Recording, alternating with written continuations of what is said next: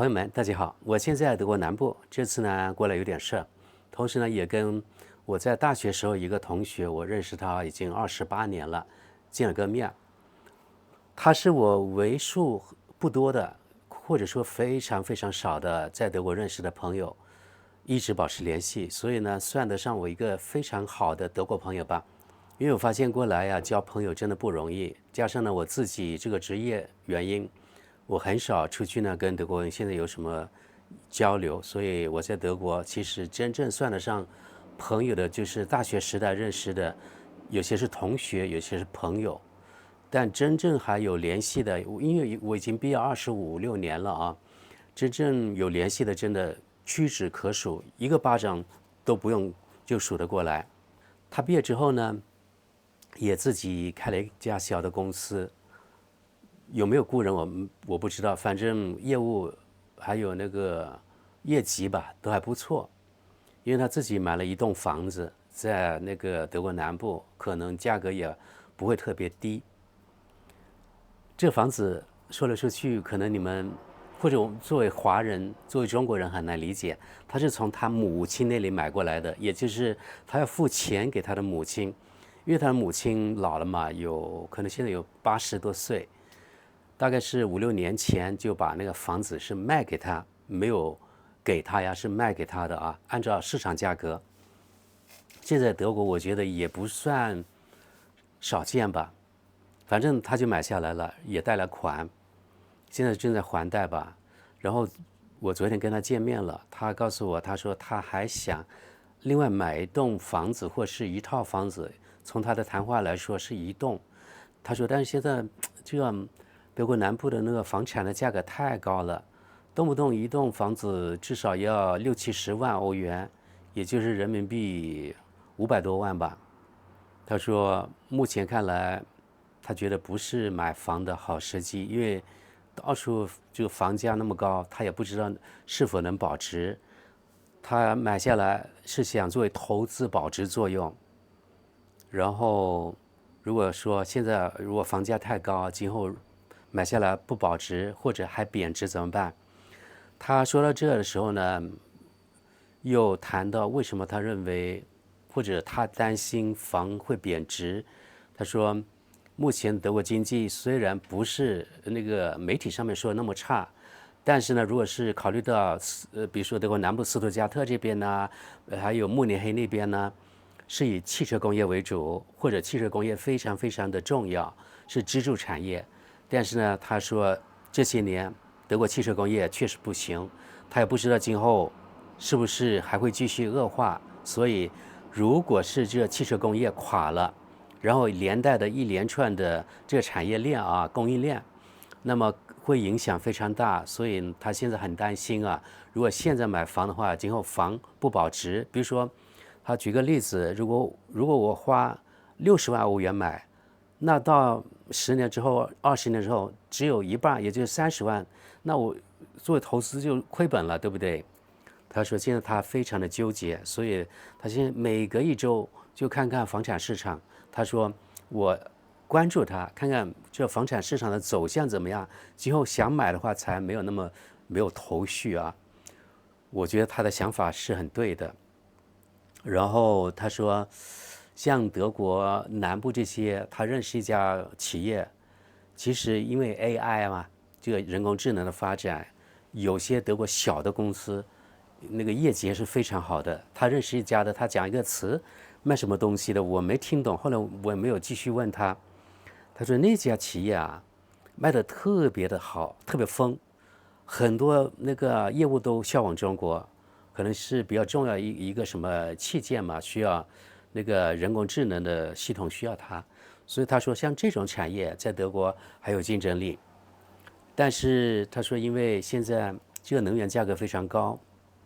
像他的那个，因为他是做工业设计，然后他有自己公司，有自己产品，他自己设计自己的产品，然后还又生产出来。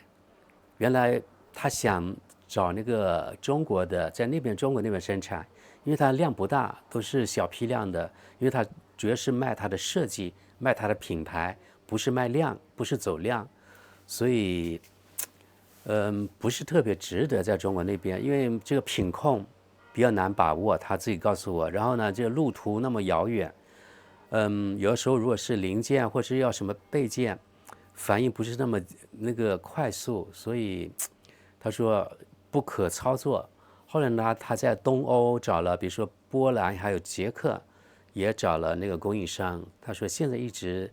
那个找他们做。还有呢，他最近也发现，在意大利也不错。他说，因为意大利这个产业呢，一直它有这个根基，而且意大利的人工成本没有那个德国高。他给我举个例子，比如说在意大利啊，他委托那家公司帮他生产的，跟他帮他生产那个相当于样品嘛，很少的几件也愿意帮生产，然后报的价格特别有竞争力。他说在那个意大利那边人工成本要比德国低得多，然后可能电费也低得多吧，所以他说总体来说，在意大利生产其实也挺有竞争力的，就是德国不行，因为德国各种成本太高了，这他也跟我说了。我们谈了很久，其实我们开始呢去了一家所谓亚洲餐馆，这个小城非常非常漂亮。如果大家来到德国南部，我认为可以去那里去看看啊，作为旅游观光可以去看看。而且我觉得，我就岔开一点话题吧。我觉得，其实德国最漂亮的还是小城市，还有呢农村，因为它非常的传统，那种传统文化呀、传统建筑啊保护得非常好。一般是没有那种丑陋的什么高楼啊、楼房，一般都是一两层的或是独栋的房屋。中国很多人叫做别墅，我觉得别墅这用词用的太泛了也不好，就是比较精致一些农村人或者在农村那种建的房子，非常他们的传统风格，我觉得非常漂亮。那个城市呢有1200年的历史，这个城市呢小城叫 S 林根可能吧，汉语就在斯图加特附近一个卫星城一样的，非常漂亮，在内卡河岸。我们昨天就在那里见面，因为他是住在那个地方。我昨天呢晚上坐本地的公共交通过去的时候，在那个火车站，我就感觉非常不好，因为不干净，还是比科隆干净，因为是小城市嘛。但是给我感觉还是比较乱，比我在这个地方的时候，我在这留学的，在大学学习的时候，我认为要比当年差多了啊。还有各种各样的闲散人员，看上去呢就像无所事事的样子。然后我就沿着这火车站的地下通道走过去，我就走到地面上，就发现呢有点给我觉得乱糟糟的感觉。但是呢，总体来说要比如说法兰克福火车站前的广场那里要干净得多。但还是我觉得，有点乱的感觉，给我感觉不是特别好，不是特别安全。然后呢，有各种各样的，一看就是，什么阿拉伯人呐、或者南欧人，或是其他外国人，反正就是跟德国人不是同样人种的。还有呢，有些看上去特别黑的人，等等等等。然后就在主城区啊，在火车站主城区的地方，我就看见两三个那个无家可归的，就直接躺在这个步行街那个街上，有点像科隆。就总体来说，给人感觉非常的不好。然后呢，我们见面之后，他就领着我，因为我们要去那个所谓亚洲餐馆嘛，我们一路走，我就跟他说起，我说你是不是觉得啊，或者我是这样说，是不是你也觉得，Esslingen 这个地方是不是比以前更差了？他说是的，他同意我的观点，他说是的，是这样子，确实呢比以前差了。然后呢，我们也谈到德国目前面临的问题。他的观点其实在这方面，关于移民方面，与我的观点是非常接近的。他是德国人啊，所以其实我们很多话题，我是有意呢，不是特别深入，因为我觉得普通德文他们的观点你是无法改变的。虽然我们是好朋友，但是也没有达到无所不谈的那个程度。因为我觉得一个德国人他肯定有底线，我自己也有底线，所以我觉得敏感的地方我不会跟他说。但是作为这个移民，我觉得我是可以跟他说的。他说是的，这些年呢，各种各样的人，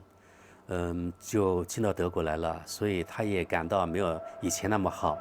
然后他也告诉我，他说在他自己那栋房子那里，前段时间就奇奇怪怪的人坐在他那个房子那前面那过道上。他说他根本不理解为什么这些人坐在那个地方干嘛。我就那个开玩笑一点带讽刺说，就那些无所事事的人呐，他领着我们那个上交的这些税啊，我就是德国的福利啊，养着他们呢。他也只能苦笑听我这么说。确实是这样的人，就是无所事事的那些外国人，一般都是吃福利的。所以呢，他感到比较无奈。然后呢，我们一直往前走，往那个餐馆方向，也谈了德国一些情况。总体来说，就是他觉得德国这些年也是越来越差了。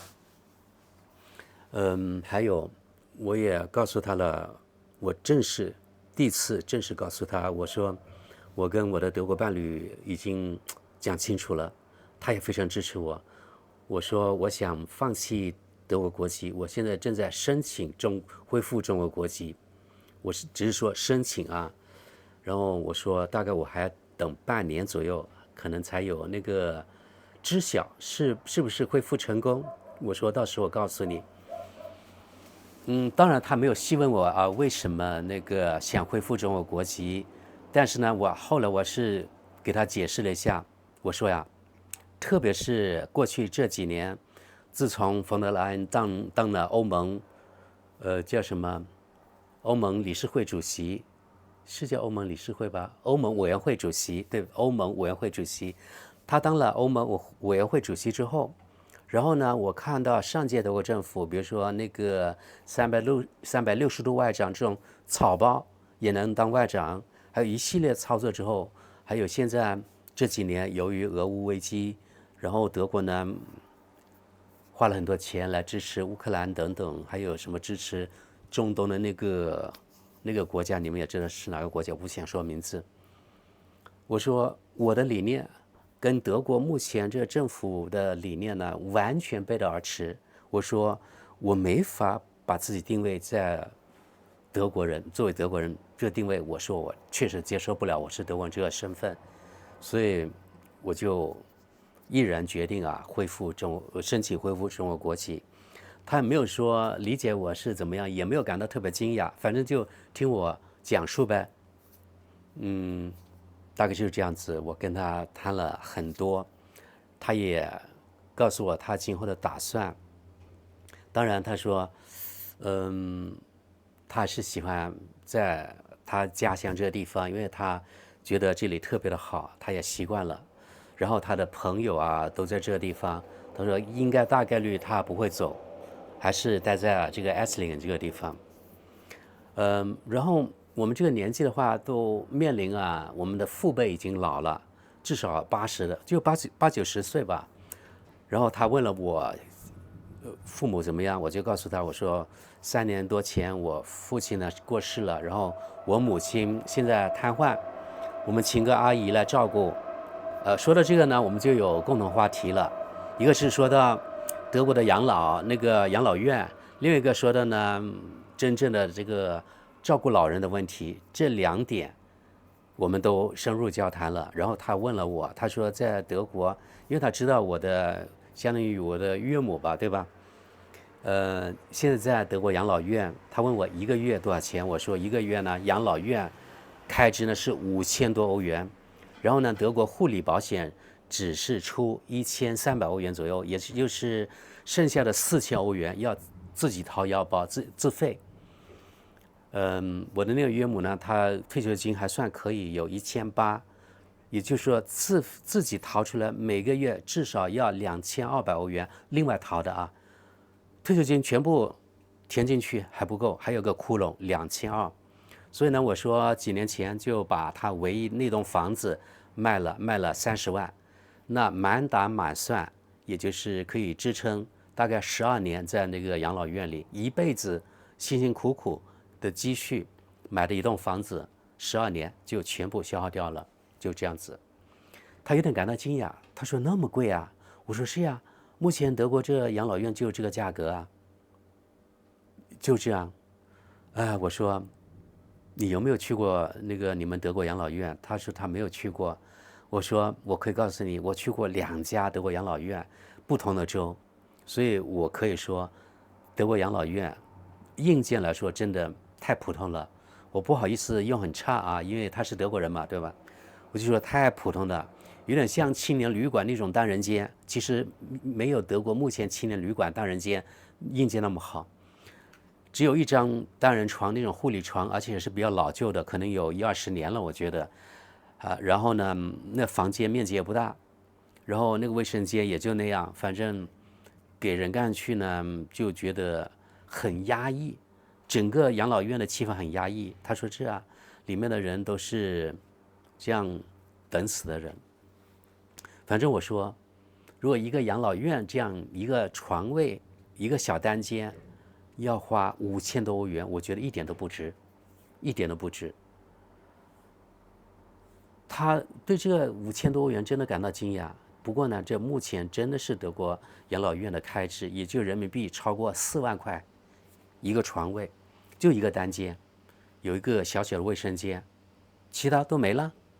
包括1日3餐，这个1日3餐其实是非常简单的，我认为，因为我看见过他们的饮食，其实我觉得很一般然后他说他家的老人呢，目前还没有任何一个在养老院。我说当初啊，这个养老院的位置是非常难得的，而且是非常走运才得到的。等了大概我们那个在等待的名单上面等了1-2年，后来呢，突然有一天那位置空了，然后呢就打电话告诉那个我德国伴侣的家人了，才得到的。就这样一个位置，等了1-2年，然后呢每个月花人民币4万多块钱，真的太贵了。然后他说，他目前其实特别辛苦。我听了之后呢，我感到特别的惊讶。他说啊，他有个妹妹，但是呢，在英国那边，他今后也可能首先是结婚之后到英国那边去的，因为她老公或者前夫啊，现在离婚了，她前夫呢是英国人，所以呢就跑到英国去了。但是呢，离婚之后，应该是她那孩子大概7个月的时候就夭折了吧，她就特别伤心，然后跟丈夫又离婚了，但是后来她是决定呢目前留在英国，也就是他们就俩，就只剩下她一个人在德国，一个小孩，然后她的爸爸已经过世了，目前剩下她妈妈呢也有不少的病，目前呢还能够生活自理，但是各种病基础病是有的，比如说前段时间她说有3种病，然后去医院，医生根本就不知道到底什么病，折腾了好久才知道呀。一个是那个肾结石，也就膀胱里面有石头，然后呢还有一种什么病我没听懂，因为是医学的，反正两三种病呢叠加起来，所以医生呢折磨了好久才知道病因在哪里。后来呢还是一段时间之后的治疗好了，但是他说特别折腾。他说呢，德国的医院或者德国的医疗系统跟其他国家不一样，他是举了日本，因为他不了解中国的医疗系统。他说像日本那样，像一个医院，然后呢各种部门在里面，你做什么体检呐，还有治疗什么方案呢，在日本就比德国好太多了。他说在德国，如果像在日本那样治疗，在德国要跑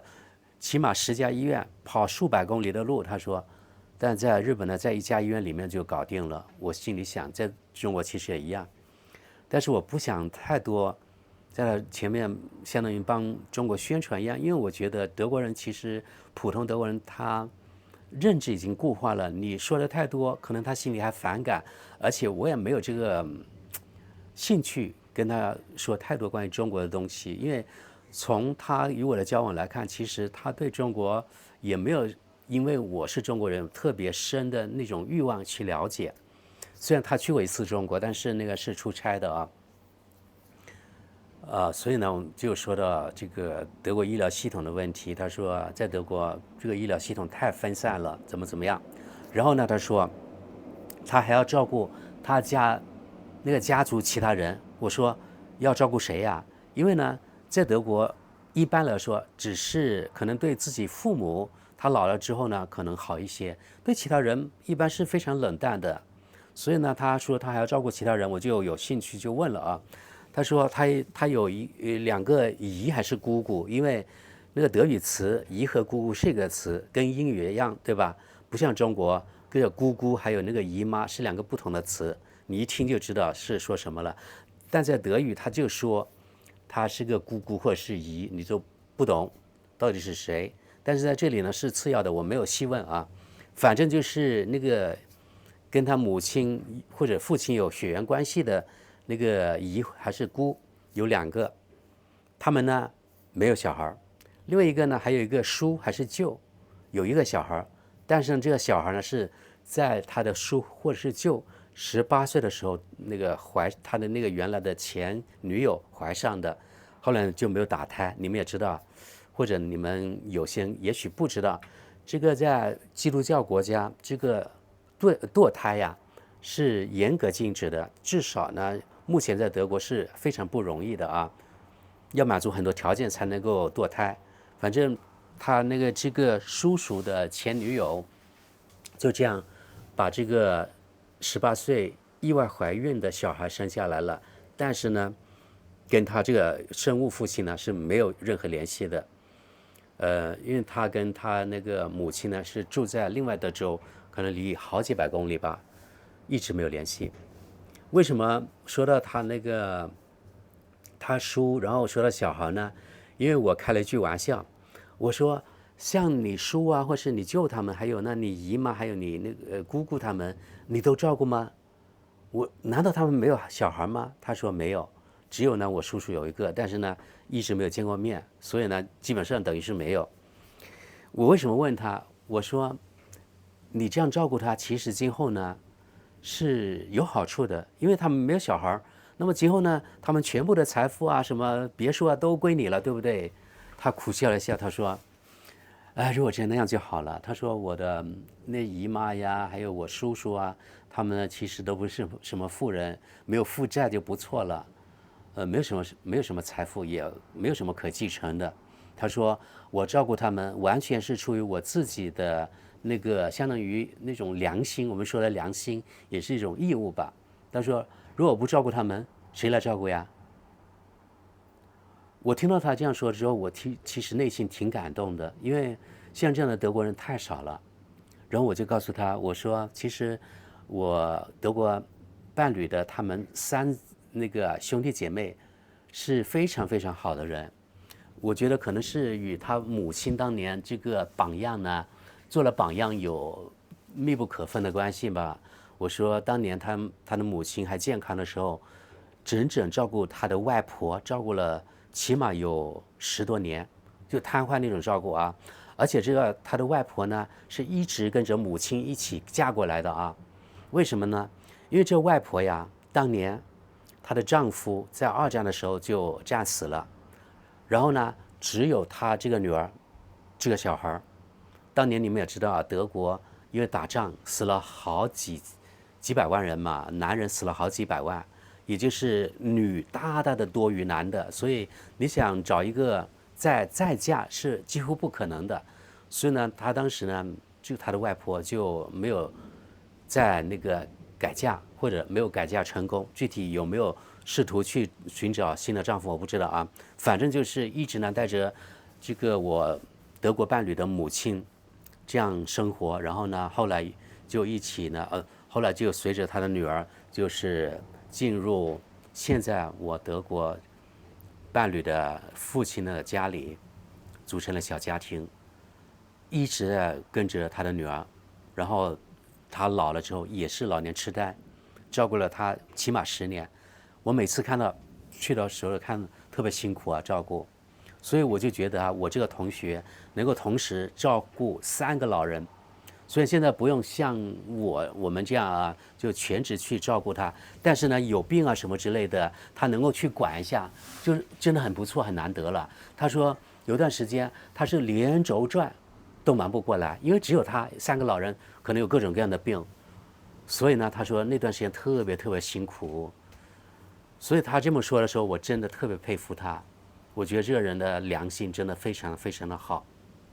这是令我真的特别感动的地方。这样的德国人真的太少了。然后呢，我就夸赞了一下我德国伴侣这边，他们3兄妹真的很好。把他们的母亲送到养老院之后呢，因为他每个人都还在上班嘛，就不可能照顾他们的母亲。他的姐姐因为住在附近，每周5定时去看这个妈妈，去看对她的那个精神，对她的姐姐这个精神也是非常大的压力啊！看到自己母亲在里面那么狼狈，也是没办法，对吧？老年痴呆连自己孩子都不认得了，进去的时候还认得的，然后呢，每年都慢慢的智力的退化，后来呢，现在就完全不认识自己的3个小孩了，都不认识，当然连我也不认识了，就这样。你跟他对话几乎不可能了，因为你问他的问题他是答不上来的，他嘴里说的一些东西可能你听不懂，或者他说的就是他小时的1、2个词这样子，反正就是跟一个行尸走肉差不多了。现在目前就有这样的情况。好了，现在刮风了，我怕我的那个手机这个支架呀会掉，我用脚把它那个把它摁住吧，这样的话就不会歪了。我们谈到什么地方了？对啊，谈到我跟我的朋友啊，这个大学同学，我们认识了28年，见面的情况就谈得很多，反正可以说无话不谈。然后我也跟他说了，我说我为什么当年反对默克尔打开国门？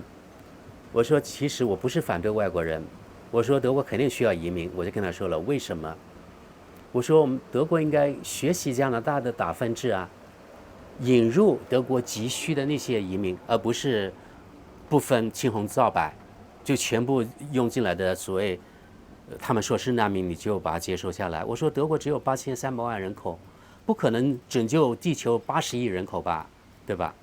我说就因为我的观点啊，我跟一个德国的忘年交，他主动跟我断了联系，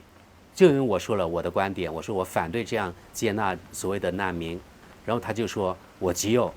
我怎么样不懂感恩，然后呢就跟我一刀两断。我说我又没有办法，这就是我的观点。我说10年前，对11年前，你看我的观点，现在是不是得到认证了？他说是的。说现在德国真的从这点来说非常的不好。然后呢，我们吃了晚饭之后散散步啊，对吧？消化一下。然后呢，我们到了一个绿地的地方。本来原来挺好的啊，就一路看到德国这种小城的古香古色，然后呢也挺干净的那些小的街道。然后呢，我们就到了一块公共绿地，那地方呢很多戴头巾的女的啊，带着小孩，还有她们丈夫呢在另一边，几个丈夫呢在一起坐在草地上呢谈天说地，然后女的就带着小孩在那个儿童游乐那个场地呢在玩。然后呢，她一看到之后，我能够看见观察她的表情啊，就不是特别好了。我就问她，你说你对德国前途有没有一点担心啊？你看看，像这样的这种情况，今后也许像这样的人会越来越多呢。我说，你看你们德国人的生育率要比他们低得多，对不对？然后呢，也许过了10年、20年之后，可能全部都这样了，你怎么办？他说，那也没有办法呀，他一个人也改变不了。所以他也担心啊，现在在德国像这外国人这类，所以他认为的不是他愿意面对那些外国人。他说像这样的外国人确实呢越来越多，太多了，但是他也改变不了什么。所以最后呢，我们又回到了我的话题。我说今后呢，我想退休之后，我肯定是想返回我的老家去。我说，我觉得我在我的家乡才是我的归宿，才有归属感。他说他理解我。最后呢，我们就结束了与他的见面，然后他就跟我一起去那个火车站，我又想搭那个公共交通回家。在火车站的时候呢，又遇到了典型的德国火车的操作，怎么样呢？本来呢，我们上到比如说应该是3站台，然后那个时间是比如说晚上23:05，对吧？已经预告了在3站台，我们等啊等啊等啊，3站台老是那个没车，然后呢，差不多还有1分钟的时候，突然那个告示牌就变了，说已经那个换到比如说8站台去了，3站台、8站台，有一段距离啊。我们一看，那个车已经停在那边了啊。然后呢，我们就赶快就飞步的往下跑，然后呢，再往那个通道，往那个8站台飞奔。再上台阶的时候，我们听到那个车已经开走了。你说有多操蛋？这就是德国铁路啊。最后1分钟的时候，才告诉你有没有换什么，对吧？原来就是一切正常，也没有显示晚点，所以特别操蛋。我们在那个地方等了之后，等下一趟，下一趟呢又是在另外一个站台，是5站台了好像，然后我们又下来，又等到5站台，等啊等啊等，等到大概是只有晚点2分钟，终于来了。然后呢，我就坐车就走了。然后呢，我还要倒一次车，下车之后呢，往我住的方向走。德国总体来说没有中国那么灯火辉煌，特别小城市，特别黑。因为这几年我对德国治安呢没有以前那么有安全感了，所以走这段的时候只有我一个人啊。晚上11点半钟了，11点半，周围没有一个人，我就一个。我就感到有点害怕。以前我不害怕的，但现在我害怕。我就一边走，一边看我后面有没有人啊，还有我用我的眼的余光看有没有人，我特别小心。然后呢，走啊走，真的很黑，有的时候呢可能是50-60米才有一个那个路灯，那灯是灰暗的，非常昏暗啊。后来呢，经过一个小的公园，那也是只有1盏灯。我也特别害怕。最后呢，大概10分钟之后回到家了，我才松了一口气，然后就发了一个信息给他，我说我安全到家了。就这样，你看我的德国朋友，他在德国自己就觉得德国呢没有以前那么好了，他也能够理解吧，我放弃中国国籍，不是，我放弃德国国籍，申请恢复中国国籍，然后呢也理解我为什么想离开德国。不想在离开德国，不想在德国了，而想回中国去养老。他说：“我能够理解你，德国确实呢没有以前好了，但是呢，同时他也有一些就是比较自信的地方，与我的德国伴侣完全不一样。他说，其实呢，德国的工业呢没有媒体上宣传那么差，也有好的一些行业，除了汽车行业之外。”我说：“我没说，我心里想说。”我说，其实现在德国化工业也不行啊。比如说巴斯夫，你看投资100亿欧元，也就是800亿人民币，到湛江就建了一个海外最大的这种石化这种基地，对吧？我没跟他说，但是他应该知道。就总体来说，我认为呢，他是那种相对来说要比我的德国伴侣更乐观的德国人，对德国呢没有完全那么悲观，然后呢对德国还是有些信心的，虽然没有以前信心那么足。这就是我遇到一个非常典型的一个德国人，我一个好朋友。虽然是好朋友，但是情况我说了啊，很多话题我是不可能跟他深入的，因为如果是我说的东西他不赞同，然后他想解释的，我也不赞同，就有些尴尬。比如说他对乌克兰、对俄罗斯的看法，与我肯定是有很大的区别的。另外一个呢，为什么我觉得他对中国没有很多的感觉？他昨天跟我说了一件事儿，他说呀，他想换一辆电动车。他说，因为现在这个汽油太贵了，现在已经2点多欧元了，而且呢，他自己有光伏系统，在他那个屋顶他安了。他说现在非常好，他光伏的话，他可以使用来给他的今后的电动车充电。所以他说他想买一辆电动车，我就问了，好奇啊，因为电动车现在中国品牌其实在德国是越来越受欢迎的，我就想他会买一辆什么样的电动车呢？他说因为他的那个院子的那个入口比较小比较窄，他说只能买一辆体型小的电动车。我心里想，我只是心里想，那个比亚迪不是有很小的对吧？海豚这种可以买一辆啊。但是他说他想买那个现代什么什么一款，他说很窄很小，他想买那个。我听到之后呢，我就没说什么了，也没有给他介绍什么中国电动车了，因为这没用，对吧？因为他想买什么，他会自己很主动的去寻找信息，对不对？觉得什么什么更好。那既然他已经选择了那个现代那款电动车，那就他的自由呗，是他的钱，对不对？所以在很多情况下，我为什么告诉大家，跟德国人虽然是很好的朋友，但是很多话题你也是不能深入的，像我跟我的老朋友一样，就这样。好的，今天呢我就跟大家唠嗑到这里，大概给大家反映一下，就普通德国人他们是怎么想的。现在已经下暴雨了，所以呢我就停了啊。感谢大家，我们下期见。